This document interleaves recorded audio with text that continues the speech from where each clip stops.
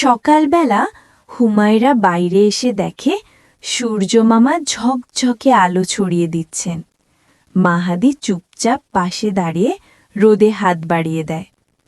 মাহাদি, দেখছ, সূর্যমামা না থাকলে আমাদের দিনই হতো না। সব সময় আলো দিয়ে পৃথিবীকে জাগিয়ে তোলে। মাহাদি মাথা নেড়ে হাসে।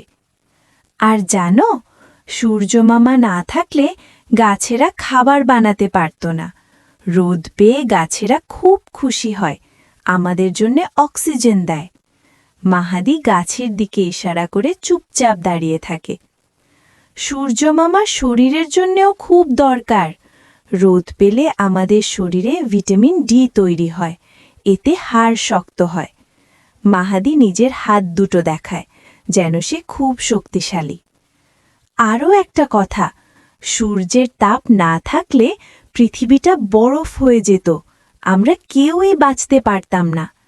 মাহাদি ঠান্ডায় কাঁপছে এমন ভান করে, তারপর হাসে। সূর্যমামা আমাদের স্কুলের সোলার লাইটও চালায়। রোদ জমে বিদ্যুতে পরিণত হয়, কত উপকার, তাই না? মাহাদি আকাশের দিকে তাকিয়ে হাততালি দেয়। হঠাৎ একটা উষ্ণ বাতাস এসে দুজনকে ছুঁয়ে যায়।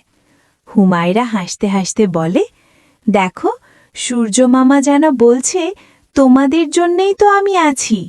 মাহাদি চুপচাপ দুহাত জোড় করে সূর্যের দিকে মাথা নেড়ে সম্মান জানায়। দুজন রোদে দাঁড়িয়ে খেলতে থাকে। হুমায়রা বলে, ধন্যবাদ সূর্যমামা, তুমি না থাকলে আমরা কিছুই হতে পারতাম না। মাহাদি শুধু হাসে, কিন্তু তার সেই নিঃশব্দ হাসি যেন সূর্যমামার আলোতে আরও ঝলমল করে ওঠে।